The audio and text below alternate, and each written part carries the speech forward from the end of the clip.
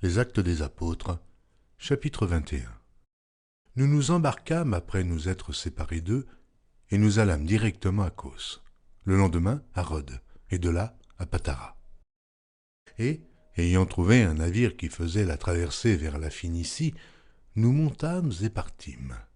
Quand nous fûmes en vue de l'île de Chypre, nous la laissâmes à gauche, poursuivant notre route du côté de la Syrie, et nous abordâmes à Tyr, où le bâtiment devait décharger sa cargaison. Nous trouvâmes les disciples, et nous restâmes là 7 jours. Les disciples, poussés par l'Esprit, disaient à Paul de ne pas monter à Jérusalem. Mais lorsque nous fûmes au terme des 7 jours, nous nous acheminâmes pour partir, et tous nous accompagnèrent avec leurs femmes et leurs enfants jusque hors de la ville. Nous nous mîmes à genoux sur le rivage, et nous priâmes. Puis, ayant pris congé les uns des autres, nous montâmes sur le navire, et ils retournèrent chez eux. Achevant notre navigation, nous allâmes de Tyr à Ptolémaïs, où nous saluâmes les frères et passâmes un jour avec eux. Nous partîmes le lendemain, et nous arrivâmes à Césarée. Étant entrés dans la maison de Philippe l'évangéliste, qui était l'un des 7, nous logeâmes chez lui. Il avait 4 filles vierges qui prophétisaient. Comme nous étions là depuis plusieurs jours, un prophète nommé Agabus descendit de Judée et vint nous trouver.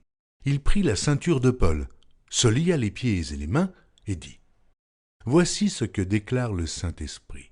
L'homme à qui appartient cette ceinture, les Juifs le lieront de la même manière à Jérusalem et le livreront entre les mains des païens. » Quand nous entendîmes cela, nous et ceux de l'endroit, nous priâmes Paul de ne pas monter à Jérusalem. Alors il répondit « Que faites-vous » en pleurant et en me brisant le cœur. Je suis prêt non seulement à être lié, mais encore à mourir à Jérusalem, pour le nom du Seigneur Jésus. Comme il ne se laissait pas persuader, nous n'insistâmes pas et nous dîmes « Que la volonté du Seigneur se fasse ». Après ces jours-là, nous fîmes nos préparatifs et nous montâmes à Jérusalem. Quelques disciples de Césarée vinrent aussi avec nous et nous conduisirent chez un nommé Mnason de l'île de Chypre, ancien disciple chez qui nous devions loger. Lorsque nous arrivâmes à Jérusalem, les frères nous reçurent avec joie. Le lendemain, Paul se rendit avec nous chez Jacques, et tous les anciens s'y réunirent. Après les avoir salués, il raconta en détail ce que Dieu avait fait au milieu des païens par son ministère. Quand ils l'eurent entendu, ils glorifièrent Dieu, puis ils lui dirent « Tu vois, frère, combien de milliers de Juifs ont cru et tous sont zélés pour la loi. Or, ils ont appris que tu enseignes à tous les Juifs qui sont parmi les païens à renoncer à Moïse, leur disant de ne pas circoncire les enfants et de ne pas se conformer aux coutumes. Que faire donc ?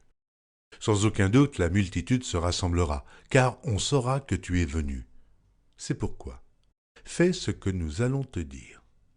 Il y a parmi nous 4 hommes qui ont fait un vœu. Prends-les avec toi. Purifie-toi avec eux, et pourvois à leurs dépenses afin qu'ils se rasent la tête. Et ainsi, tous sauront que ce qu'ils ont entendu dire sur ton compte est faux. Mais que toi aussi tu te conduis en observateur de la loi.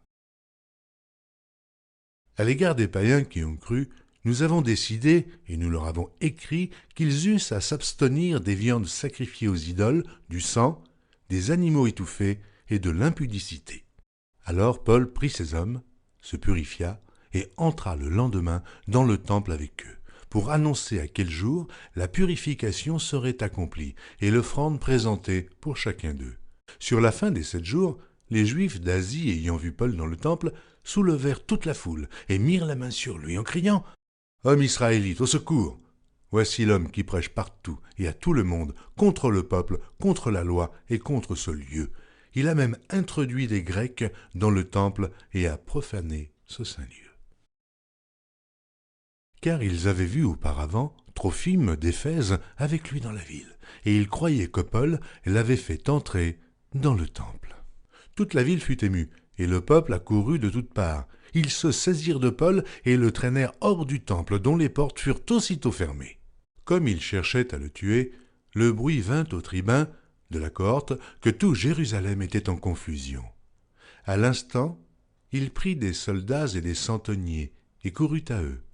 Voyant le tribun et les soldats, ils cessèrent de frapper Paul.